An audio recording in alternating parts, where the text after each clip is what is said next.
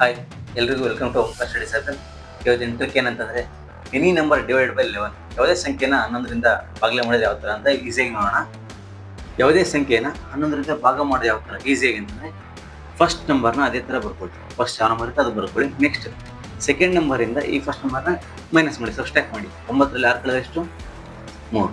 Same ಅದೇ ಥರ 8ರಲ್ಲಿ 3 ಕಳೆದ್ರೆ ಎಷ್ಟು? 5. ನೆಕ್ಸ್ಟ್ 5ರಲ್ಲಿ 5 ಕಳೆದ್ರೆ ಎಷ್ಟು? 0. ಈ ಲಾಸ್ಟ್ ನಂಬರ್ ಇರುತ್ತೆ ಅದು ಪಾಯಿಂಟ್ ಕೊಡಿ. 635 ಆನ್ಸರ್. ಈ 0 ಬಂತಂದ್ರೆ 635 ಆನ್ಸರ್.